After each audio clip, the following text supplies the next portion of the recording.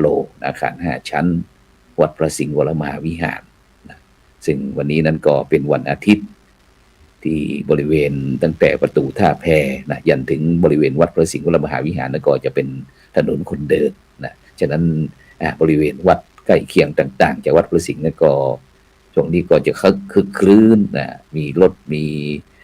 กันดานักท่องเที่ยวต่างๆนะทั้งชาวไทยต่างประเทศก็ได้มาเดินทางดูถนนคนเดินกันนะซึ่งถนนคนเดินนี้ก็ถือว่าเป็นสัญลักษณ์ของเมืองเชียงใหม่นะจากกี่สิบปีนะก็ยังมีเพราะว่าก่อนที่วัดพระสิงห์จะชื่อวัดพระสิงห์วรมหาวิหารก็ชื่อวัดหลีเชียงมาก่อนนะเลยก็เป็นวัดตลาดหลีเชียงเป็นตลาดนะฉะนั้นก็ในปัจจุบันนี้ก็มีการตั้งตลาดขึ้นมาตั้งแต่วันนั้นถึงวันนี้ตั้งแต่ท่านอดีตนายกทักษิณชินวัตรได้ส่งเสริมการท่องเที่ยวก็จนถึงปัจจุบันนี้ก็ยังถือว่ายังใช้ได้และโครงการนี้เกิดเป็น20 ปี20 กว่าปีอะไรต่างๆนะแต่อย่างไรก็ตามนะครับคืนนี้ก็ต้องขอบคุณอนุโมทนานะบรรยากาศปลายฝนต้นหนาวตอนนี้ก็สักวัน2 วันนี้บรรยากาศก็เริ่มเย็นขึ้นมาฉะนั้นเราจะคุยเรื่องอะไรกันวันนี้ได้รับความเมตตาจากพระอาจารย์สาธิตทีละปัญโยผู้อำนวยการสถาบันธรรมาภิวัตรอำเภอแม่เมาะจังหวัดลำปางนมัสการครับอาจารย์สาธิตครับผม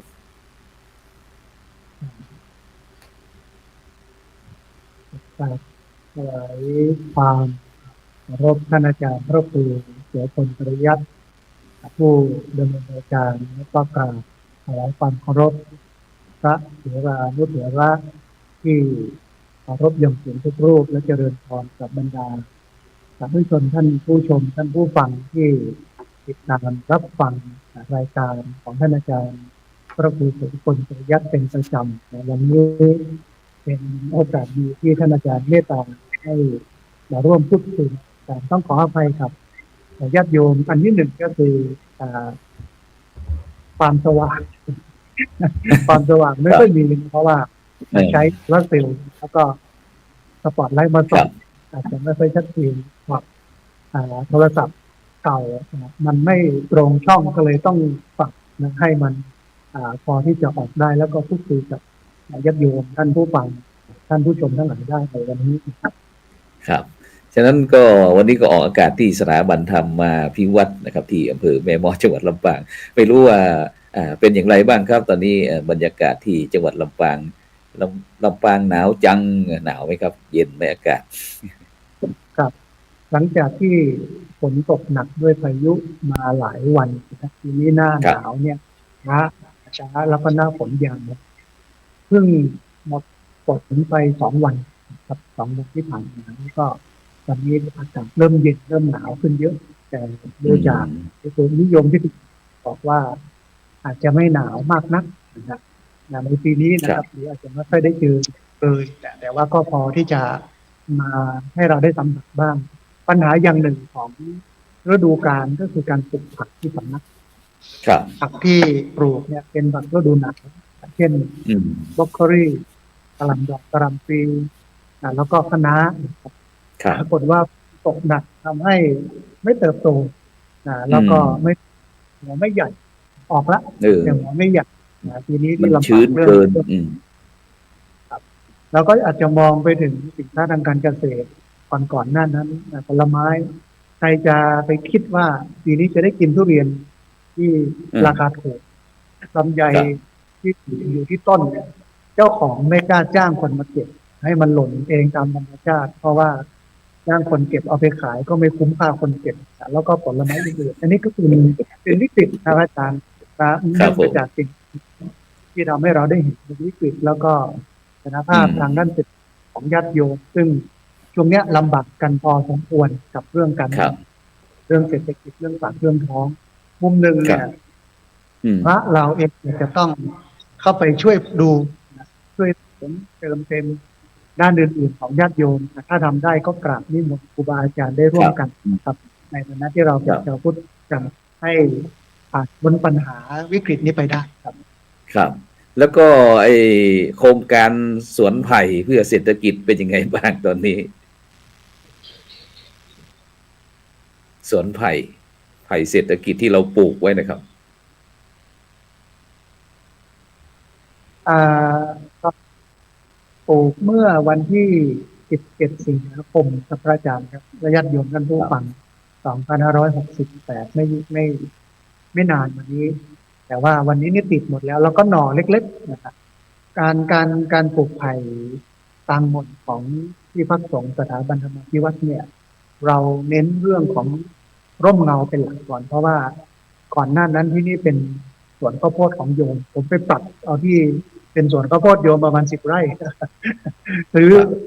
โยมที่ใช้โพดประจำซึ่งเมื่อก่อน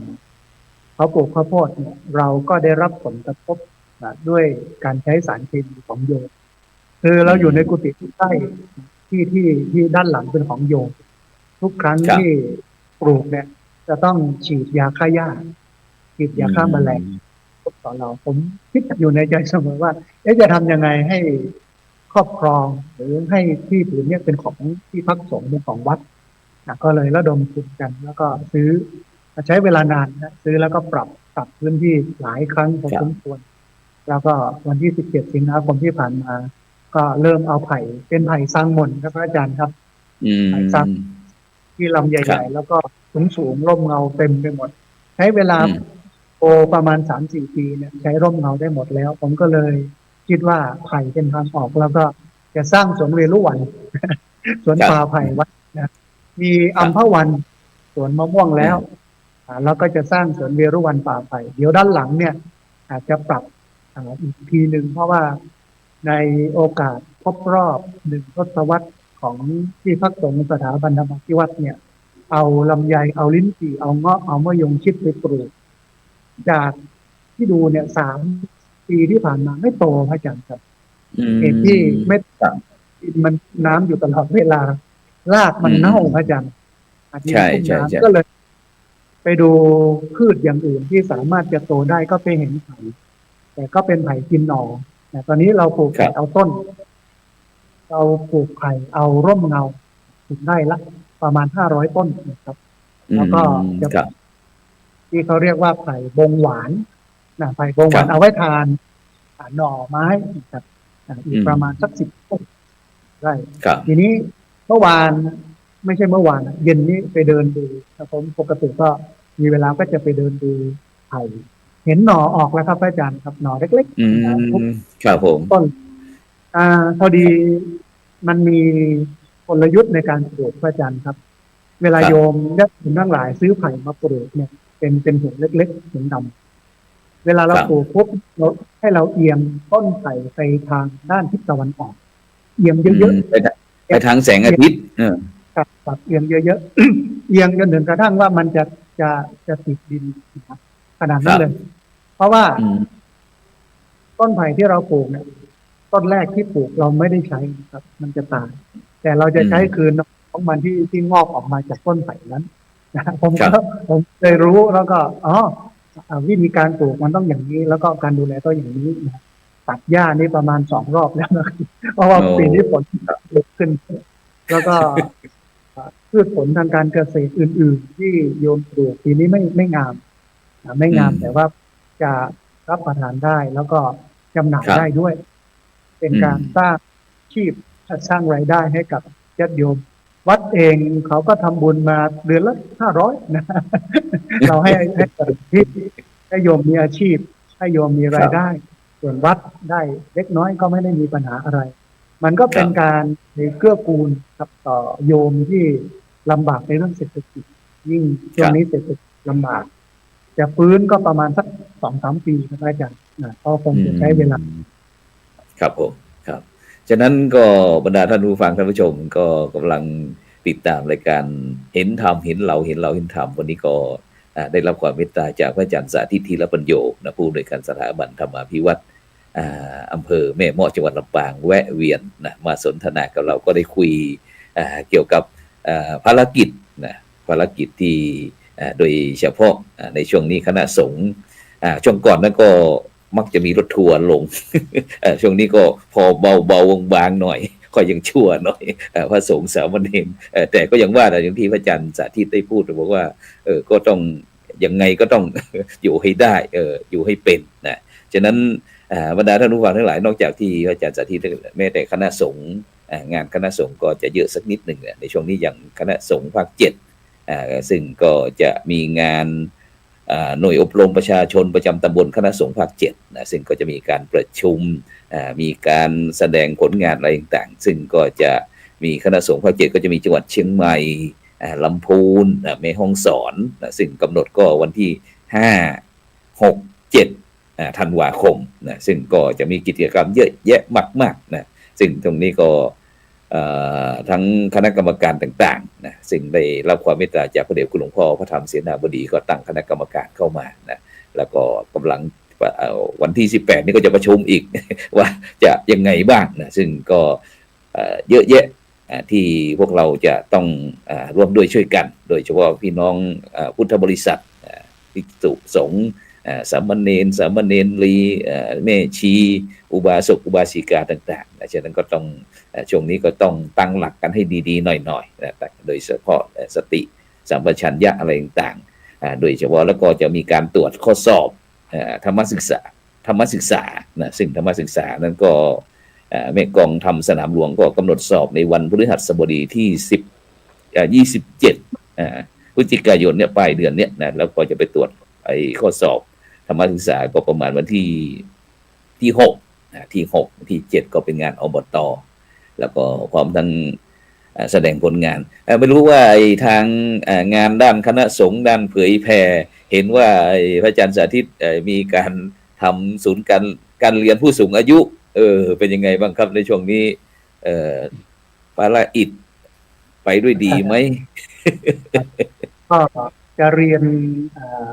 เดือนตุลาเดือนนี้เดือนพฤศจิกายนอีกครั้งหนึ่งก็คือวันที่26แล้วก็เดือนธันวาอีก2 ครั้งก็จะจบแล้วนะครับรุ่นที่8 ปีแล้วนะครับครับ8 ปีแล้วเหรอทำไมไวจัง แต่ก็ต้องพูดถึงจุดเริ่มต้นของกิจกรรมนี้ก่อนคือในช่วง8 ปีก่อนก็คือปี2560ท่านนายกองค์การบริหารส่วนตำบลแล้วก็คุณหมอจากโรงพยาบาลส่งเสริมสุขภาพตำบลมาปรึกษาผมว่าช่วงนี้เนี่ยเป็นช่วงที่ผู้สูงอายุของตำบลเราเนี่ยฆ่าตัวตายมากที่สุดเป็นอันดับหนึ่งของอำเภอครับไม่ว่าเราดีเด่นดังที่มันเป็นหน้าเป็นตาให้กับอำเภอนะครับตำบลนะกลายเป็นปรากฏว่าผู้สูงอายุฆ่าตัวตายเยอะเพราะว่าเช้า8 โมงเนี่ยหรือ7 โมงครึ่งหรือ7 โมงลูกหลานก็ออกบ้านหมดเลยไม่เหลือใครนะเหลือตัวคนเดียวข้างบ้านก็ไม่ค่อยรู้จักคุ้นเคยแต่ถ้าเป็นบ้านนอกหน่อยเนี่ยมันอาจจะมีสีสันหน่อยพูดคุยไปรวมกลุ่มกันทำโน่นนี่นั่นแต่ว่าที่เนี่ยเป็นอุตสาหกรรมพลังงานก็คือคนทำในโรงไฟฟ้า8 โมงก็ออกลูกหลานตอนเย็นก็กลับมาเมื่อเย็นกลับมาแล้วก็โลกคนละใบครับโลกมันคนละใบลูกหลานก็นั่งแต่หน้าจอดูหน้าจอเล่นโทรศัพท์การพูดคุยกันคุณยายไม่ตรงเวลาเพียงลำพังคนแก่ก็นั่งดูทีวีเด็กก็นั่งเล่นโทรศัพท์ก็เป็นอย่างนี้วนลูปไปก็เลยทำให้คนผู้สูงอายุเนี่ยเครียดเสร็จแล้วก็เป็นโรคซึมเศร้าเมื่อเป็นโรคซึมเศร้าแล้วนำไปสู่การฆ่าตัวตายผมก็เลยมันน่าจะเอาผู้สูงอายุเหล่านี้มารวมกันแล้วก็ให้มาทำกิจกรรมในเชิงสร้างสรรค์เช่นมาสืบทอดศิลปะวัฒนธรรมโบราณการสานตะกร้าสานกล่องข้าวกระติบข้าวเหนียวเนี่ยนะทำไม้กวาดทำตุงเรียนรู้เรื่องของกฎหมายเบื้องต้นเรียนรู้เรื่องของผู้สูงอายุกับจกับตำรวจกับทหารกับหน่วยงานโน่นนี่นั่นที่มาก็เลยจัดกิจกรรมเปิดการเรียนผู้สูงอายุขึ้นตอนแรกก็ไปเรียนที่อบต.แต่ว่ามันแคบมากไม่ท้ายที่สุดก็ขึ้นมาที่สำนักผมในช่วงปี2560ใหม่ๆก็ลำบากหน่อยนะมันไม่พร้อมเรื่องไปก็ไม่หลายอย่างหลายเรื่องแต่พอนานเข้าก็เริ่มดีขึ้นจัดระบบตอนนี้มีคณะกรรมการนักเรียนด้วยนะครับอาจารย์มีประธานสาธุอะไรยังไงแล้วก็ในการเรียนจะเรียนกันพุธแรกและพุธสุดท้ายของเดือนทางภาคเหนือเราเนี่ยวันพุธเขาจะไม่ทำพิธีอาจารย์ โดยเฉพาะลำปางอืมเนี่คยรับวันพุธเนี่ยเขาจะไม่ทำพิธีนะเขาหยุดพิธีกรรมนะฮะไม่ทำอะไรวันพุธมันก็ครับเลยเป็นโอกาสที่ให้ผู้สูงอายุมาเรียนหนังสือนะฮะอ่าวันนี้เนี่ยการฆ่าตัวตายในผู้สูงอายุลดลงอย่างมากครับจนไม่มีแล้ว อืมแต่คครับนว่าไปโตในวัยกลางคนนะอย่าง ครับ ไปโตในวัยกลางคนเพราะว่าวัยกลางคนเนี่ยเป็นวัยกำลังสร้างเนื้อสร้างตัวแบกคครับวามหวังแบกอะไรไว้บนบ่าเยอะนะครับอือ่ามครับผิดหวังด้วยความที่เศรษฐกิจมันเป็นปัญหาแบบนี้ก็เลยนำไปสู่การฆ่าตัวตายแต่ว่าผู้สูงอายุชุดนี้เนี่ยผมได้พึ่งพิงเยอะนะเวลามีงานวัดอย่างวันที่26พฤศจิกายนที่จะถึงเนี่ยตอนครับตอนเช้าจะจัดกิจกรรมเสวนาเรื่องหนึ่ง1 ปีอ่าในการก่อตั้งมูลนิธิจิระปัญโยคุณอืค่าและประโยชน์มครับตอนเช้าจะอืเวทีเสมวนาผมครับคุยผู้สูงอายุไว้ว่าปกติว่าเราถ้าเราไปงานแบบนี้ที่ไหนงานพระป่ากฐินงานเนี้ยครับมันจะมีแต่ดนตรีพื้นเมืองฟ้อนรำฟังกันอยู่ตลอดเวลาบางที่ก็คเป็นรับดนตรีสมัยใหม่แต่นั้นก็เกินก็นำไปสู่การทะเลาะวิวาทแต่ผมก็เลยอืมบอกว่าเรามาเปลี่ยนมิติไหมภาคเช้ามาเป็นเวทีเสวนาให้ความอืมรู้ให้ความเข้าใจเพิ่มผมใช้คำว่าเพิ่มรอยหยักในสมองเพิ่มรครับอยหยักในสมองเพิ่มความรู้ให้กับเราชาวบ้านผู้เฒ่าผู้แก่ก็ดีนะดีแล้วก็อืมตอนเนี้ยรับผิดชอบเป็นเจ้าภาพโรงทานหลายโรงนะฮะเอาโอ้มาเลี้ยงกัน สาธุสาธุก็เลยไม่ต้องไปเสียค่าใช้จ่ายเรื่องอาหารคนแก่ครับ2 บ้านบางอืมบางพื้นที่สองหมู่บ้านหรือ3 หมู่บ้านรวมกันก็เอากับข้าวอย่างหนึ่งแกงอย่างหนึ่งเอามาเลี้ยงครับคนในงานแล้วก็เสวนาเหลียวหลังแลหน้าอ่าครบรอบ1 ปีมูลนิธิธีรปัญโยคุณค่าและประโยชน์ต่อสังคมก็เริ่มครับประมาณโมงไปจนถึง11 โมงครึ่ง หลังจากนั้นอืมก็รับประทานอาหารพระตาครับแล้วก็บ่าย 1 บ่าย 2ก็เป็นการทอดผ้าป่า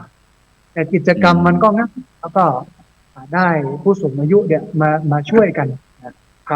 ำวันนี้ก็ประชุมครับอาจารย์ตอนเช้า9 โมงครับก็นัดการที่พักสงฆ์สถาบันธรรมพิวัตรกรรมการนักเรียนโรงเรียนผู้สูงอายุมาประชุมเพื่อแบ่งงานใครอืทำหน้าที่อยู่มกองกิจการใครทำหน้าที่เป็นพนักงานโบกรถ อืใครมทำหน้าที่มรรคนายกนะฮะครับเรามีนายกเราเองเพราะว่าทุกครั้งในการเรียนหนังสือเนี่ยจะมีการจุดธูปเทียนบูชาพระรัตนตรัยไหว้พระสวดมนต์รับศีลก่อนทุกครั้งคเริ่รับมตั้งแต่9 โมงมีการตักบาตรด้วยนะครับของผมเนี่ยอาจารย์โอ้สาธุสาธุ ผมเนี่ยต้องเข้าไปใน คศารับลาปุ๊บมรรคนายกเนี่ยเราจะเวียนกันทุกหมู่บ้านนะครับทั้งอืผู้ชายผู้มครัทุบกคนจะมรรคนายกทั้งหมดนะอย่างครั้งต่อไปจะเป็นหมู่บ้านไหน ก็เอาปักกระตือนเอาตำรามัคครับคณายกครับราธนาศีลอาราธนาธรรมทำถวายสังฆทานไปท่องก่อนอืมหลังก็มา แล้วก็ที่สำคัญที่สุดพระอาจารย์ครับท่านผู้ฟังครับท่านผู้ชม เราให้นักเรียนทุกคนมาเป็นประธานจุดเทียนธูปบูชาพระรัโอ้ตนตรัย ครับผมเออคือผมสังเกตเห็นบริบทของครับสังคมนบทเราเนี่ยเวลาอืมพิธีกรรมเหล่านี้ส่วนใหญ่จะเป็นผู้หลักผู้ใหญ่ที่มีตำแหน่งหน้าใช่ที่ที่มีตำแหน่งหน้าที่การงานมีหน้ามีตาในสังคมอืมแต่ผู้เฒ่าแก่เนี่ยไม่เคยบางคนไม่เคยตั้งแต่เกิดมาเนี่ยไม่เคยตไปลอดชีวิตเป็นประธานอืมเพราะไม่มีหน้ามีตาไม่มีเงินไม่มีทองไม่มีตำแหน่งหน้าที่อืมก็อยู่ว่างไปบางคนก็ไม่รู้จะจุดยังไงแต่บางทีเนี่ยงานศพลูกสาวลูกชายเนี่ยมันครับมันมันติ๊กให้ไปจุดมันก็จุดไม่เป็นนะอาจารย์มันก็เป็ใช่นเรื่องใช่ใช่น่าตลกนะน่าคิดกับครับสังคมในสังคมพุทธนี่คือนะครับเรื่องอุบาสกอุบาสิกาพุทธบริษัทของเราครับที่จริงต้องต้องเป็นนะแต่เราอืมไม่ฝึกเราก็ให้ใช่โอกาสผู้หลักผู้ใหญ่ ก็เวียนทุกหมู่บ้านนะครับใครที่ครับไม่เคยจุดมาจุดจะมีสอืองคนมจุดสครับองคนคือใช่คนใช่ใช่เทียนชนวนส่งให้ท่านประธานอืมท่านประธานก็จุดเทียนชนวนก็จุดเทียนทูบ เทียน2 เล่มแล้วก็ธูป3 ดอกครับเสร็จแล้วก็ออกมาหลังจากนั้นก็ไหว้พระสวดมนต์ร้องเพลงชาติร้องเพลงประจำโรงเรียนนั่งสมาธิไปจนถึง10 โมงที่เหลือนอกนั้นจะบ่าย 3เนี่ยก็จะเป็นของหัวหน้าส่วนราชการที่มาสอนมันทำให้ผู้สูงอายุรู้ถึงอันแรกเลยรู้ถึงเรื่องของพิธีไปกันเรียนรู้เรื่องพิธีผ่านการประกอบพิธีตรงนี้อันที่ 2ได้ความรู้จากหัวหน้าส่วนราชการหน่วยงานต่างๆมาสอนอันที่ 3ได้ความสมัครสมานสามัคคีครับผมว่าชมรมผู้สูงอายุที่มีอยู่เนี่ยในอำเภอที่เนี่ยแข็งที่สุดดีที่สุดมั่นคงที่สุดครับใช่บางวันนะอาจารย์ครับผู้เฒ่าผู้แก่จะเอาขนมของใส่บาตรตอนเช้าผมเน้นว่าขอให้เป็นขนมนะเอาไว้มาแบ่งกันกินหลังจากบิณฑบาตเสร็จแล้ว10 วัดก็ขนมเหล่านั้นมาวางไว้เพราะว่า10 โมงต้องเบรกแล้วพักดื่มกาแฟกินน้ำสมุนไพรน้ำมะตูมแล้วก็กระเจี๊ยบขนมที่เอาใส่บาตรของผู้เฒ่าผู้แก่เนี่ยก็เอามาแกะเอามาแบ่งให้คนแก่กินตัดยายซื้อขนมหยาดแต่เขาก็มีความหลังผมเห็นว่าบางคนใส่บาตรเป็นขนมเป็นกล่องละเขาเริ่มรู้ว่าไม่พอเริ่มเอามาเป็นกล่องแล้วก็แกะมันทำให้ความสัมพันธ์ของผู้สูงวัยซึ่งเป็นวัยโดดเดี่ยวอาจารย์ไม่ต้องไปถึงวัย60วัยเราครับอาจารย์มาอย่างผม40ต้นๆเนี่ยมามองดูว่าคนที่อยู่กันมาตั้งแต่เก่าแต่ก่อนที่คบกันมาที่รู้จักกันมาวันนี้ล้มหายแต่วันนี้ไปทำงานเมืองนอกเมืองนาที่อื่นที่ไกลหมดเลยเราไม่สนิทกันเมื่อก่อนแล้วนะมันกับใหม่มาเรื่อยๆใหม่มาเรื่อยมันมีความรู้สึกอันหนึ่งที่เกิดขึ้นคือเหงามันเหงามันไม่มีพักมีพวกมันไม่มีมือมีเท้าที่จะคุยกันไม่รู้เรื่องครับคนละโลกคนละเจนครับเพราะฉะนั้นมามองว่าขนาดเรายังเป็นแบบนี้นะแล้วสูงอายุจะขนาดไหนเนี่ยเวลาเขามาเจอกันมีความสุขบางคนเนี่ยอาจารย์ผมเรียน10 เดือนนะผมสอน10 เดือนเรียน20 ครั้งต่อปีอาจารย์คนจะผ่านรับใบปริญญาธรรมได้เนี่ยต้อง10 ครั้งขึ้นไปมาเรียน10 ครั้งขึ้นไปแต่ละครั้งมาก็จะมีการลงชื่อในใบบันทึกชื่อแล้วเดี๋ยวเดือนธันวาผมก็นัดกรรมการนักเรียนประชุมก็เอารายชื่อมาดูว่าวันไหนขาดกี่วันอะไรยังไงครบ10 คน10 วันไหมคนนี้ไม่ครบคนนี้ได้คนนี้ไม่ได้อะไรเงี้ยนะฮะก็ทำให้ผู้สูงอายุเนี่ยได้ทำงานสมองไม่ฝ่อด้วยนะครับได้มาเรียนรู้ใช่อย่างช่วงวันก่อนเนี่ยที่มาสอนก็คือยุติธรรมจังหวัดยุติธรรมมาบรรยายเรื่องยุติธรรมของจังหวัดผู้สูงอายุมีความสุขอย่างมากพอได้ฟังยุติธรรมจังหวัดพูดท่านพูดเรื่องเดียวครับ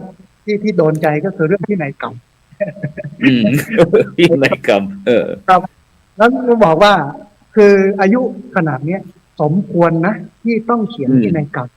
ทำไมต้องเขียนเผื่อเกิดเหตุฉุกเฉินขึ้นมาเสียชีวิต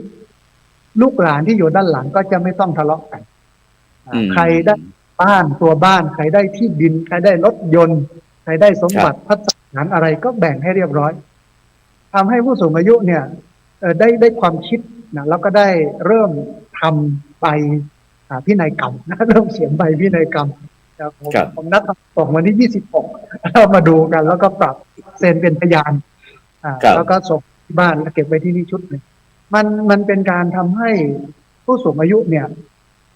มีเรื่องการวางแผนเพราะว่าเรา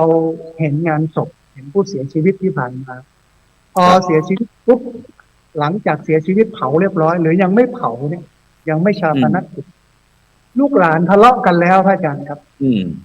แย่งสมบัติคนนั้นจะที่ยังไม่ได้แบ่งที่นาตรงไหนคือตอนยังอยู่เนี่ยคุณค่าหรือความสำคัญมันนี่แต่พอเสียชีวิตลงแล้วปุ๊บเนี่ยลูกหลานก็กรูกันเข้ามาแย่งสมบัติพัฒสถานทั้งหลาย ถ้าไม่จัดการให้ดียิ่งนานไปเนี่ยคนใจคนเนี่ยมันจะเสื่อมจากศีลธรรม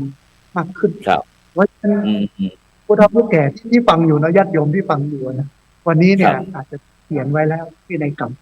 และลึกไปกว่านั้นอีกชวนเขียนพินัยกรรมเรื่องการรักษาพยาบาลด้วยครับอาจารย์ครับอืมเวลายังไงครับรักษาพเวลายาบาลการ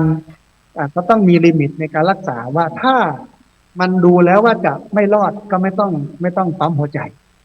อืไม่ต้องปั๊มหัวใจมเลือกครับได้ตามกฎหมายนะครับเราอืมสามารถบอกได้ด้วยว่าอะไรยังไง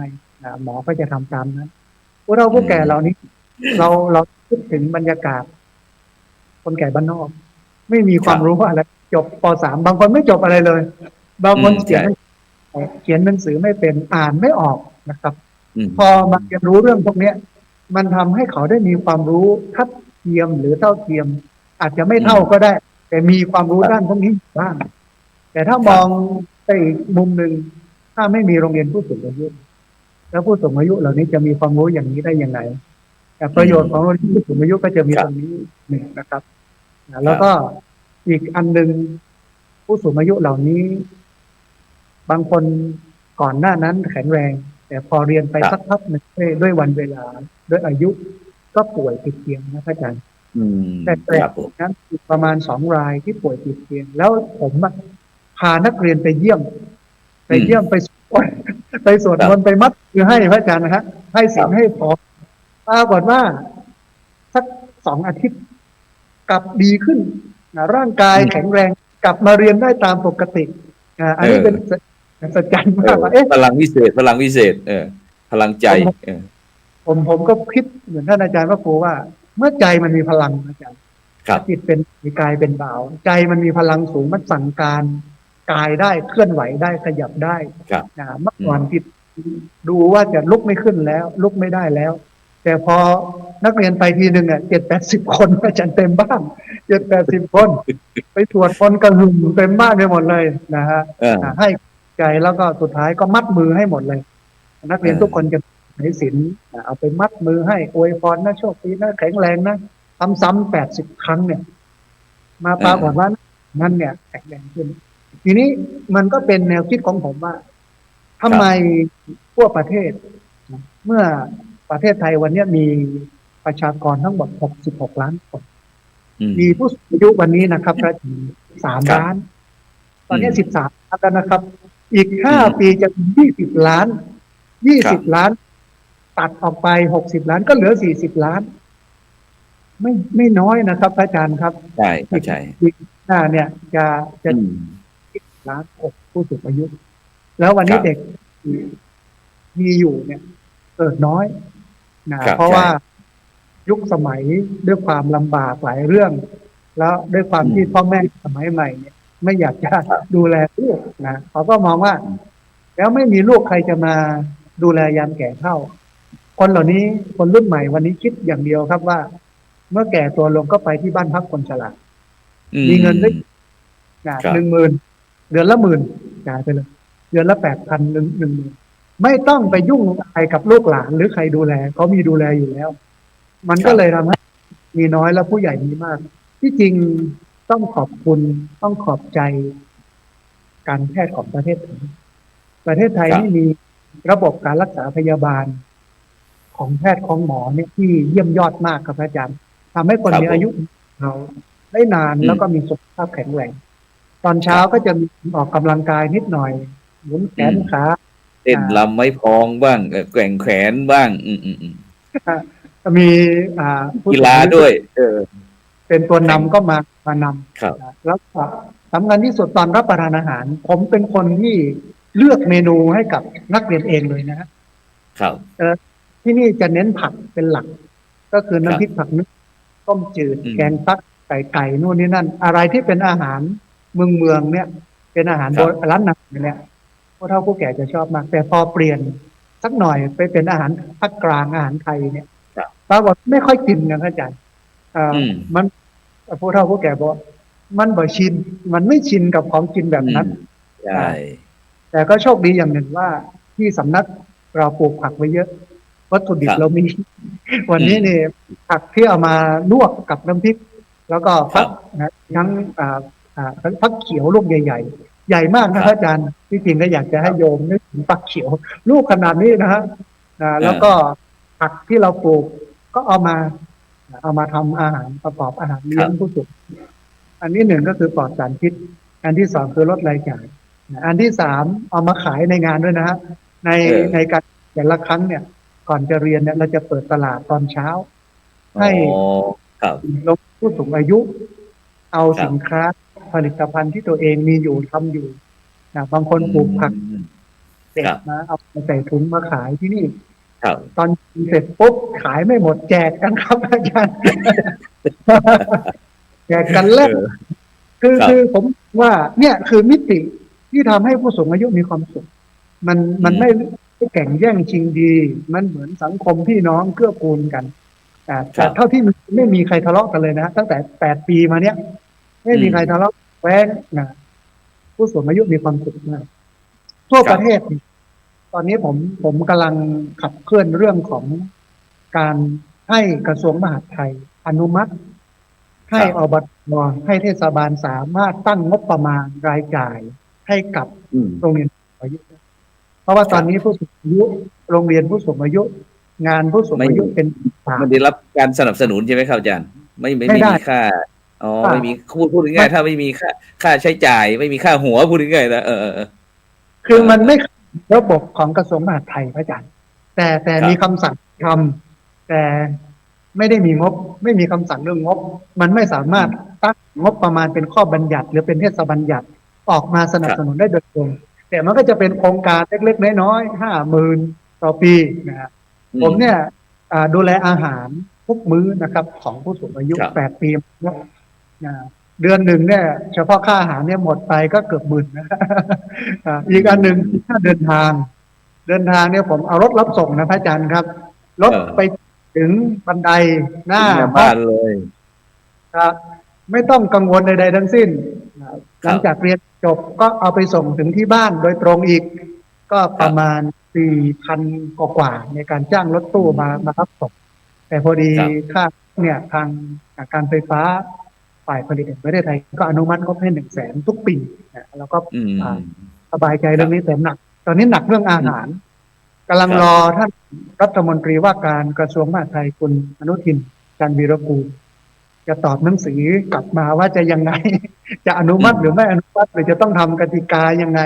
ในการจะอนุมัติงานผู้สูงอายุเนี่ยมุมหนึ่งเป็นงานที่เหมาะกับพระอาจารย์ครับ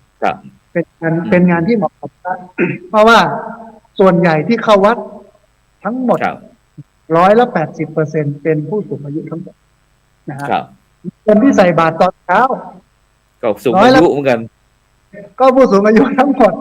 งานพระป่างานศิลป์งานไหนๆที่เรากันเกือบทุกงานทั้งหมดเนี่ยมีผู้สูงอายุเกือบทุกงานทั้งหมด80%ทั้งหมดเลยเพราะฉะนั้นต้องมองมุมนี้ว่าผู้สูงอายุเป็นผู้มีคุณอุปการต่อเรานะเป็นผู้มีคุณอุปการต่อศาสนาเพราะฉะนั้นวันนี้ถึงเวลาที่เราจะต้องไปดูแลท่านไปดูแลผู้สูงอายุพอดูแลพระเนรมันเยอะแล้วเกือบตลอดชีวิตแล้วผู้สูงอายุเนี่ยพระอาจารย์สมัยก่อนเมื่อปี2557ผมมาลำปางใหม่ๆผมทำเรื่องเยาวชนพระอาจารย์คนได้เรื่องเยาวชนจัดค่ายเยาวชนอบรมเยาวชนกลุ่มเยาวชนนะตอนนั้น6 ตำบล24 หมู่บ้านสมาชิก300 คนปรากฏว่างบประมาณที่เป็นเงินส่วนตัวจากการเทศการบรรยายแล้วเก็บสะสมไว้หมดเกลี้ยงเลยอาจารย์ไม่เหลือใช้งบประมาณมากในการที่จะเอาไปเลี้ยงเอาไปดูต้องจ่ายอย่างเดียวต้องจ่ายอย่างเดียวไม่มีรายรับกับเด็กๆไปเฉพาะไปเที่ยวเนี่ยก็ต้องรถบัสเป็นหลายคันนะอาจารย์หมดไปเป็นแสนใช่ก็เลยพอผู้สูงอายุมาเนี่ยปรากฏว่ามันหมุนได้มันมีอะไรมันมีอยู่ได้หลายคนบอกว่าทุกวันนี้ผมอยู่กับคนแก่นะกินกับคนแก่คนแก่เลี้ยงนะฮะมันจะมีเช้าเวลาโยมจะเข้ามาในศาลามันก็จะมีพานแรกเป็นพานขอศีลพานที่2เป็นพานกันเทศ ถ้าเป็นวันกันเทศซับผู้สูงอายุก็จะใส่ปีหนึ่งเนี่ย2,000 กว่าบาทนะครับครั้งหนึ่งเนี่ย2,000ขึ้นเลยนะ2,000 แต่ว่าเอาครึ่งเดียวแบ่งครึ่งนะผมเอาครึ่งหนึ่งแล้วอีกครึ่งหนึ่งเอาไว้เป็นกองทุนรถโดยสารส่งผู้สูงอายุรถโดยสารส่งผู้สูงอายุคือต้องกลับเรียนครูบาอาจารย์ที่ติดตามรับชมรับฟังรายการหรือว่าวันนี้เรามีเรื่องที่จะต้องทำแล้วก็มีเรื่องที่ควรทำแล้วเป็นเรื่องที่ง่าย มันอยู่ในวิถีของพระคุณเจ้าอยู่แล้วก็คือการไปช่วยผู้สูงอายุนะครับจัดรูปแบบเนี้ยนะฮะการทำโรงเรียนผู้สูงอายุ มีการสอนมีตารางเรียน มีกำหนดการมีอะไรยังไงเชิญหน่วยงานข้างนอกมา มันเพลินฮะมันทำให้เรารู้จักหน่วยงานทำให้หน่วยงานรู้จักเราแล้วก็เรามีศรัทธาอย่างสำนักของผมเนี่ยที่พักสถาบันธรรมาภิวัตน์ท่านพระอาจารย์ครับญาติโยมไม่มีศรัทธาประจำไม่มีโยมประจำอย่างเพราะว่าอยู่ในหมู่บ้านที่เขามีวัดอยู่แล้วศรัทธาก็ไปศรัทธาที่โยมก็ไปศรัทธาที่วัดนั้น ผมเองไม่มีแต่พอมีโรงเรียนผู้สูงอายุขึ้นมาเนี่ยตอนนี้ผมมีโยมที่มาดูแลวัดเป็นหลักมีอยู่80 ครอบครัวนะ80 รายแล้วก็ก่อนวันจะเรียนหนังสืออย่างเช่นวันพรุ่งนี้เรียนเนี่ยวันนี้8:30เนี่ยนักเรียนที่อยู่ใกล้บริเวณนี้เนี่ย3-4 หมู่บ้านประมาณ20 กว่าคนก็จะมาช่วยกันตัดหญ้าพระอาจารย์ครับช่วยกันกวาดช่วยเก็บโต๊ะเก้าอี้ล้างถาดหลุมนะเพราะว่าผมไม่ทานใช้ถาดหลุมเป็นที่ตักอาหารทานอาหารถาดหลุมกวาดถูศาลาเช็ดโต๊ะเก้าอี้วางระบบไว้ โดยที่บางครั้งผมไม่อยู่เขาก็มาทำกันแต่ตอนนี้เราก็เลยเมื่อก่อนเนี่ยผมต้องทำเองหมดนะอาจารย์ใช่เป็นทั้งของตั้งแต่ล้างห้องน้ำยันถึงที่นอนครับเป็นทั้งหมดเป็นทั้งหมดแต่ว่าหลังๆมาเนี่ยผู้สูงอายุเหล่านี้ก็เข้ามาซัพพอร์ตมาช่วยเดี๋ยวเดือนธันวาก็จะไปดูงานโรงเรียนผู้สูงอายุที่จังหวัดพะเยาครับมีรถตู้หลายคันมีพระสงฆ์นักพัฒนาใช่ไหมครับครับพระอาจารย์สำริดพระอาจารย์สำริดอยู่ดอกคำใต้ที่จังหวัดพะเยาไปดูงานตรงนั้นก่อนดูงานเสร็จแล้วก็รับอาหารกลางวันเสร็จแล้วก็ออกมาไหว้ก็จะหลวงแล้วมาดูกว้านพะเยาเสร็จแล้วก็เดินทางกลับมาบทเรียนในการทำงานประมาณนี้ครับอาจารย์ครับซึ่งได้ยินพระอาจารย์สาธิตเล่าบรรดาท่านผู้ฟังท่านผู้ชมทั้งหลายเราก็นึกถึงอดีตที่ย้อนไปประมาณสัก40 ปีนะ40 ปีซึ่งผู้ก็จะเห็นบรรยากาศอย่างที่พระอาจารย์เล่านี่แหละก็คือการบทบาทของพระสงฆ์นักพัฒนาถึงถือว่าเป็นศูนย์รวมจิตใจของพี่น้องประชาชนเพราะว่าสร้างวัดขึ้นมาก็เพื่อที่จะเก็บอะไรต่างๆที่จะแม้กระทั่งการทรัพย์สินทุกสิ่งทุกอย่างแล้วก็เป็นของชุมชนนั่นแหละก็ของชุมชนเหมือนกับเราทำงานธนาคารไว้ไปฝากธนาคารไว้เสร็จแล้วถึงเวลาจำเป็นที่เราจะต้องใช้เราก็สามารถที่ไปเบิกไปใช้วัดก็เช่นเดียวกันก็เป็นประโยชน์ต่อที่ชุมชนยามที่เราตกทุกข์ได้ยากหรือว่ายามที่เราขัดสนพระคุณเจ้าก็อย่างที่อาจารย์สาธิตได้เล่าให้ฟังว่าในยุคปัจจุบันเนี่ยมันเป็นยุคที่จะต้องแข่งแย่งผลประโยชน์กันฉะนั้นก็บรรยากาศหลายหมู่บ้านได้ยินพระอาจารย์สาธิตเล่าก็คงจะอยากจะให้มีอย่างนี้นะแต่ก็ยากเช่นเดียวกันนะครับฉะนั้นก็ถือว่าเป็นความโชคดีของอุบาสกอุบาสิกานะที่อำเภอแม่เมาะจังหวัดลำปางที่ได้มีพระสงฆ์นักพัฒนาต้นแบบนะที่มีวิธีคิดวิธีทำเพื่อชุมชนสังคมประเทศชาตินะโดยเฉพาะก็ลืมนึกเรื่องตัวเองนะแม้แต่ป่วยก็ไม่มีเวลาที่จะป่วยแต่ในปัจจุบันนี้อาจารย์ครับก็อยากจะกลับมาย้อนที่ความเป็นห่วงใยต่อพระสงฆ์นอกจากที่พระสงฆ์จะเป็นห่วงเป็นใยต่อพี่น้องประชาชนพุทธศาสนิกชนแล้วในปัจจุบันเนี่ยครับก็มีความเป็นห่วงเป็นใยต่อคณะสงฆ์เช่นเดียวกันนะครับเพราะว่าหลังจากที่ต้นกึ่งกลางปีที่ผ่านมานี่ก็ทางคณะสงฆ์เราก็ได้รับผลกระทบมากๆเช่นเดียวกันครับฉะนั้นก็เลยมีระเบียบสำนักนายกรัฐมนตรีนะครับว่าด้วยการคุ้มครองพระพุทธศาสนานะครับ2568นะครับซึ่งก็มีการตั้งคณะกรรมการ ระดับชาติระดับประเทศนะก็มีคณะกรรมการไม่ว่าจะเป็นปลัดกระทรวงมหาดไทยปลัดกระทรวงวัฒนธรรมนะเลขาธิการคณะกรรมการกฤษฎีกานะเลขาที่การคณะกรรมการป้องกันและปราบปรามฟอกเงินนะครับเลขาธิการคณะกรรมการป้องกันปราบปรามทุจริตในภาครัฐนะครับแล้วก็ผู้บัญชาการตำรวจแห่งชาตินะครับแล้วก็จะมีผู้อำนวยการสำนักงานพุทธศาสนาแห่งชาตินะครับเป็นเลขานุการนะครับนอกจากนั้นก็ยังมีการตั้งคณะอนุกรรมการระดับจังหวัดนะครับซึ่งก็จะมีท่านผู้ว่าราชการจังหวัดเป็นประธานนะครับแล้วก็จะมีคณะกรรมการผู้ทรงคุณอะไรต่างๆนะครับทั้งตำรวจทั้งฝ่ายความมั่นคงอะไรต่างๆแล้วก็จะมีผู้อำนวยการสำนักงานพุทธศาสนาประจำจังหวัดนะครับเป็นเลขานุการคณะอนุกรรมการโน่นนี่ครับซึ่งโดยเฉพาะนะครับโดยเฉพาะก็เกี่ยวกับเรื่องการปกป้องคุ้มครองอุปถัมภ์อะไรต่างๆนะครับซึ่งหลายท่านหลายคนก็บอกว่าเป็นห่วงเป็นใยซะเหลือเกินเนี่ยเป็นห่วงเป็นใยซะเหลือเกินก็เลยอยากจะชวนท่านอาจารย์ได้คุยเพื่อที่จะเป็นผลสะท้อนโดยเฉพาะประกาศระเบียบสำนักนายกรัฐมนตรีว่าด้วยการคุ้มครองพุทธศาสนาฉบับเนี้ยครับซึ่งก็มีทั้งจุดเด่นแล้วก็จุดด้อยนะครับที่ในตรงเนี้ยครับซึ่งโดยเฉพาะบอกว่าจุดเด่นเนี่ยมีการวางระบบการคุ้มครองพุทธศาสนาอย่างเป็นทางการระดับชาตินะมีระเบียบแบบแผนนะครับโดยเฉพาะนะถ้าก็มีการกระจายอำนาจนะครับมาสู่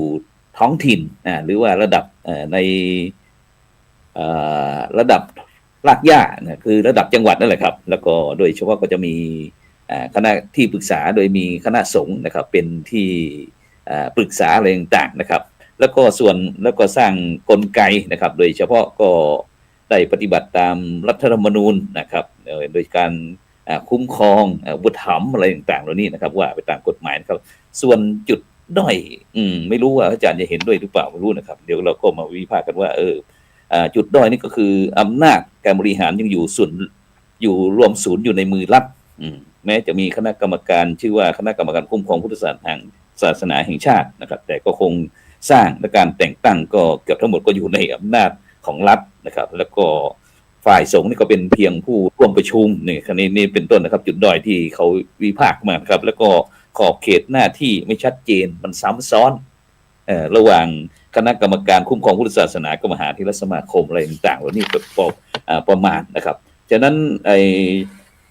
โดยเฉพาะนี่ก็อยากจะฟังความคิดเห็นของอาจารย์ในฐานะที่ก็มีส่วนในการที่อยู่กับชุมชนสังคมอะไรต่างๆกับพี่น้องประชาชนอะไรต่างๆเนี่ยมีความคิดเห็นเรื่องนี้อย่างไรบ้างครับอาจารย์ครับที่จริงปัญหามันเกิดขึ้นหลังๆแล้วก็รุนแรงครับกับท่านผู้ชมด้วยความที่เราหย่อนยานในการกำกับติดตามดูแลกันและกันนะครับที่จริงในช่วงที่มีปัญหาตอนนั้นผมนัดพูดคุยกับสมาชิกสภาผู้แทนราษฎรส.หลายคนจัดที่วัดนะครับแล้วก็มีครูบาอาจารย์พระสงฆ์นักพัฒนาระดับเจ้าคณะรองเจ้าหน้าจังหวัดด้วยอะไรด้วยมานั่งคุยกันเราเห็นพร้อมกันควรที่จะปรับเอากฎหมายพระราชบัญญัติคณะสงฆ์ปี 2484 มาใช้ใน 2484 มันมีข้อดียังไงก็คือมันมีการวางอำนาจไว้3อย่างเหมือนกับทางโลกก็บริหารตุลาการและนิติบัญญัติบริหารก็มีสังฆสภานะฮะสังฆสภาก็เรียกว่าฝ่ายต่างๆของคณะสงฆ์เรามีนะฮะก็มีอยู่6ด้านที่สำคัญที่สุดไม่เฉพาะจะตั้งไว้เป็นด้านๆต้องมีงบประมาณให้ขับเคลื่อนโดยครับอาจารย์ณวันนี้นะฮะตั้งไว้แล้วให้ทำงบนี้ไม่มีงบประมาณนะฮะ2มีเรื่องของนอกจากจะเป็นสังฆสภาแล้วยังมีคณะตุลาการก็คือพระวินัยกรมีในส่วนนิติบัญญัติออกกฎหมายก็มีพระสังฆสภาตำบลอำเภอจังหวัดอย่างเงี้ยมันจะครอบคลุมแล้วก็ปรับระบบคณะสงฆ์ให้เข้าที่เข้าทางได้แต่ว่าดูจากพระราชบัญญัติที่ท่านพระอาจารย์ได้อ่านเมื่อกี้แล้วก็ผมได้ศึกษามาบ้างแล้วนะฮะคือมุมหนึ่งซ้ำซ้อนกับมหาเถรสมาคม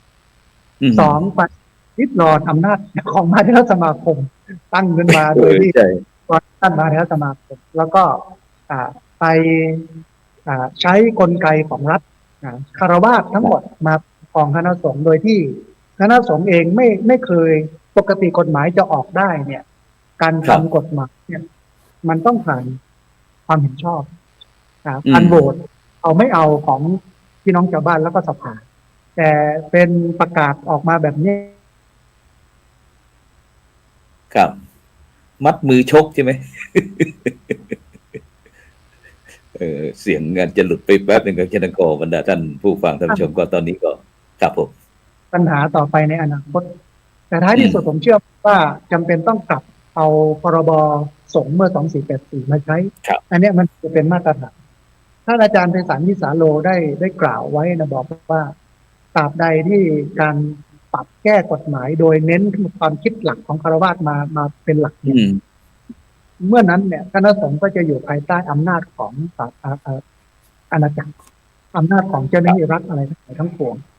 แต่ดีนะฮะที่ทำเพราะว่าเราเห็นปัญหาที่ผ่านมาเรื่องพระอัฐิกาเรื่องพระจัดฐานทองซึ่งเป็นปัญหาอยู่แล้วแต่วิธีการแก้ไขเนี่ยตอนณวันนี้ที่ออกประกาศตรงนี้มาเนี่ยยังไม่ตรงจุดของปัญหาที่เกิดขึ้นนะยังไม่แก้ปัญหาที่เกิดขึ้นแต่ผมมองว่ามีครูบาอาจารย์ที่เป็นเจ้าอาวาสหลายรูปเริ่มออกจากการเป็นเจ้าอาวาสไม่อยากจะเป็นเจ้าอาวาสก็แปลกเหมือนกันครับเป็นเพราะเจ้าวาดเนี่ยเป็นเจ้าพนักงานตามกฎหมายเป็นเจ้าหน้าที่รัฐรูปหนึ่งผู้ช่วยเจ้าวาดรองเจ้าวาดเจ้าหน้าที่ตำบลอำเภอจังหวัดผมก็มองว่าแบบนี้เนี่ยมันจะทำให้จำนวนพระลดลงน้อยลงแล้วก็คนจะบุกตัวนี้นะสำนักงานพระพุทธศาสนาและรัฐบาลอาจจะต้องมาดูว่าวัดในชนบทอย่างมากเนี่ยฮะ5 รูปอย่างสุด1 รูปดูที่ขออภัยนะที่วัดศพป้าตำบลศพป้าอำเภอแม่จังหวัดลำปางเมื่อก่อนเป็นวัดที่หลวงปู่ครูบาอินทร์กวนท่านอยู่เป็นเจ้าอาวาสอลังการงานสร้างสถานที่อาคารอะไรยังไงกำแพงใหญ่โตมโหฬารหมดพระเนนเป็น10-20 รูปวันนี้นะครับหลังจากที่หลวงพ่อได้มรณภาพแล้วก็ทำการฌาปนกิจไปแล้วณวันนี้มีเนนอยู่1 รูปเป็นเจ้าอาวาสวัดหลวงมีเนรเป็นเจ้าอาวาสแล้วครับผมว่าพระไม่มีเพราะชาวบ้านไม่บวชไม่ต้องหาพระหาเนรแค่หาเด็กวัดเนี่ยก็เป็นเรื่องที่ยากแล้วนะฮะวันนี้นะเด็กวัดเป็นเรื่องที่ยากแล้วเพราะว่าเด็กวัดก็ติดอยู่กับการสนุกสนานกับโทรศัพท์กับการใช้ชีวิตคฤหัสถ์เพราะฉะนั้นผมว่าอาจจะต้องสังคายนาอีกรอบมานั่งดูมาช่วยกันปรับทั้งหมดผมก็แนะนำว่าควรจะเอาพรบคณะสงฆ์2484มาใช้มาปรับใช้ให้มันเพราะว่าอันนั้นเนี่ยมันกลุ่มเขาเรียกว่าครอบคลุมทั้งหมดมีฝ่ายศาลฝ่ายตุลาการฝ่ายนิติบัญญัติครบหมดเลยมาตั้งทีหลังในการเสนอครั้งนั้นเนี่ยเราก็ยื่นไปที่คณะกรรมาการศาสนาของสภาผู้แทนราษฎรแต่ว่าก็เงียบไปก็คิดว่าเขาน่าจะมีธงไว้แล้วว่าอันเนี้ยจะออกละระเบียบมันออกแล้วก็เลยของท่านที่เอามายื่นเนี่ยไม่เอาของผมก็เลยตกไปนะฮะแต่ว่าผมก็ยังกำลังผลักดันกันอยู่ว่าจะทำยังไงให้พรบคณะสงฆ์2484ปรับใช้ในสมัยณปัจจุบันจะเพิ่มต้องตัดอะไรอีกเยอะแต่มันมีคุณเดิมอยู่แล้วไม่ต้องมาสร้างใหม่ที่ออกมาปุ๊บเนี่ยอำนาจซ้ำซ้อนกับมหาเถรสมาคมลักหลั่นอำนาจของมหาเถรสมาคมมหาเถรสมาคมเป็นที่ปรึกษาเท่านั้นดำเนินการด้วยโยมทั้งหมดเลยที่เป็นราชการแล้วก็เน้นหนักก็คือมีปปงเข้ามาด้วยแสดงว่าไปดูเรื่องของมีกลไกตรงนี้ผมว่ามันเป้าหมายไปที่อื่นหรือเปล่าหรือว่าแค่จะเนาะมันไม่ใช่ว่าต้องการที่หมายความว่าจะคุ้มครองพระพุทธศาสนาแต่มันจะเป็นควบคุมพระพุทธศาสนามากกว่าตามเชิงนี่นะครับจะเป็นแต่ทีนี้เนี่ยมันก็ต้องยอมรับว่าเพราะที่มันเกิดตรงเนี้ยอันหนึ่งก็คือคณะสงฆ์ยังไม่แข็งแรงพอยังไม่มีอำนาจพอยังไม่สามารถจะจัดการเรื่องนี้อย่างชัดเจนเช่นถ้าสมมติในสมัยยุคศรีกาก๊อปที่มีปัญหากับพระทั้งหลายมหาเถรสมาคมออกมา1 2 3 4ปุ๊บจัดการเรียบร้อยสังคมก็คงจะไม่มีคำถามคงไม่มีระบบที่จะตั้งออกมาแต่เพราะเราช้าพระอาจารย์เราช้ามหาเถรสมาคมครูบาอาจารย์ของพระเดชพระคุณเจ้าพระคุณสมเด็จหลายรูปอายุพรรษายุกาอายุก็เยอะนะฮะ การคิดกา ค ร รับ อ่านอาจจะไม่ทันกับโลกเพราะฉะนั้น ครับ ก็เลย ครับซึ่งเรื่องเหล่านี้หลายกลุ่มหลายท่านหลายคนก็บอกว่ามันเป็นการวางยาหรือเปล่าคล้ายกับมันเป็นขบวนการครับอาจารย์มันอาจจะเพื่อเป้าหมายอะไรสักสิ่งสักอย่างเงี้ยแล้วต้องมาลงแบบนี้อย่างเงี้ยครับผมมองไปที่เรื่องเงินอย่างเดียวเพราะว่ามีปปงมาแล้วก็มีใช้รัฐทั้งหมดมาเป็นเจ้าหน้าที่แสดงว่าพูดถึงเรื่องของเงินอย่างเดียวอันอื่นจะไม่มีปัญหาเยอะนะฮะอันนี้ก็เป็นของครูบาอาจารย์พระเถรานุเถระทุกรูปนะฮะแต่ผมมองว่าน่าจะมีสักวันหนึ่งที่เราจะต้องมาคุยกัน แล้วก็ปรับเอาพรบคณะสงฆ์2484มาใช้มันจะเป็นสิ่งที่ดีก็ป้องกันเราผมเคยคุยในกลุ่มพระสงฆ์นักพัฒนาว่าเนี่ยจะมีระเบียบออกมาแน่นอน เพราะนั้นต้องดิ้นแต่ผมดิ้นเองคนเดียวครูบาอาจารย์ท่านติดธุระไม่มาร่วม ก็กลายเป็นว่าพลังมันน้อยนะพรบประกาศได้ออกมาคุมพวกเรานะครับประมาณนี้ครับอาจารย์ฉะนั้นก็คงจะได้มีโอกาสจัดเสวนาผ่านทางสื่อของเรานะครับเพื่อที่จะได้ให้หลายฝ่ายได้ช่วยพินิจพิจารณาเพราะว่าในปัจจุบันนี้โดยเฉพาะอย่างการออกระเบียบอะไรเนี่ยครับคณะสงฆ์เราจะต้องมีส่วนร่วมโดยเฉพาะรากหญ้านะครับรากหญ้าของเราอย่างพระบ้านนอกคอกนาอะไรต่างๆปัจจุบันเนี่ยแค่ที่จะหาลูกพระลูกเนนมาอยู่ตามวัดตามวานี่ก็เดือดร้อนนะครับโดยเฉพาะเราทุกวันนี้เราไปทำงานเยอะมากๆนะครับแต่ก็อย่างเงี้ยออกระเบียบมาบางครั้งก็มันเป็นสิ่งที่บั่นทอนจิตใจของพระนักทำงานเช่นเดียวกันเพราะว่าดูจากเจตนาใช่ไหมอาจารย์เนาะเจตนาบางครั้งเรามาสำรวจดูโดยเฉพาะพระสงฆ์นักพัฒนาเราจะมีประสบการณ์ต่างๆอะไรเงี้ยแต่นี่อะไรไม่รู้อยู่ๆก็ประกาศอะไรเข้ามาโดยเฉพาะถ้าใช้เฉพาะกลุ่มที่มีปัญหามันก็ไม่มีปัญหาหรอกแต่นี่มันใช้กับคณะสงฆ์ทั้งหมดมันก็เลยมีปัญหาขึ้นมาก็เหมือนกับว่าคณะสงฆ์ก็จะมองศรัทธาญาติโยมก็อยากจะมาปกครองสงฆ์เนี่ยฉะนั้นมันจะต้องมีการวิพากษ์วิจารณ์อย่างที่พระอาจารย์ว่าต้องเปิดเวทีไม่ใช่ว่าเซ็นชอบรับแต่ชอบแต่ไม่รับผิดเนี่ยแล้วคนเซ็นเนี่ยคุณจะต้องรับผิดชอบด้วยเพราะว่าอย่าลืมครับเรื่องด้านพระพุทธศาสนานี่ครับใครที่พุทธศาสนาเล่นไม่ได้ครับพุทธศาสนาไม่ใช่ของเล่นนะครับศาสนานี่เป็นเรื่องจิตวิญญาณอะไรทุกสิ่งทุกอย่างถ้าบุคคลใดทำดีก็ดีถ้าทำไม่ดีก็แน่นอนเราจะต้องได้รับสิ่งเหล่านั้นครับฉะนั้นก็ต้องกราบขอบพระคุณท่านอาจารย์สาธิตธีรปัญโยนะครับผู้ในวยการสถาบันธรรมาภิวัตรนะครับอำเภอแม่เมาะจังหวัดลำปางที่ได้มาคุยบรรยากาศเรื่องการที่วัดมีบทบาทในการที่ขับเคลื่อนชุมชนให้มีพลังบวรอะไรต่างๆขึ้นมานะครับแล้วก็แม้กระทั่งเราก็มาหยอดท้ายตรงที่ระเบียบสำนักนายกรัฐมนตรีนะครับเรื่องการคุ้มครองพุทธศาสนานะครับเพื่อที่2568เพื่อที่บรรดาท่านผู้ฟังท่านผู้ชมก็จะได้คิดร่วมกันนะอย่าไปโยนให้บุคคลใดบุคคลหนึ่งหรือว่ากลุ่มใดกลุ่มหนึ่งฉะนั้นพุทธศาสนาต้องพุทธบริษัท4นะที่จะสามารถทำให้พุทธศาสนายั่งยืนนะครับฉะนั้นก็ในค่ำคืนนี้ก็เวลาหมดเวลาครับนำรายการจากบรรดาท่านผู้ฟังไปก่อนนะครับหลับฝันดีนะครับมีเงินใช้นะครับไร้โลคาพยาธินะครับไม่เจ็บไม่จนร่ำรวยทุกคนสำหรับคืนนี้ขอกล่าวคำว่าสา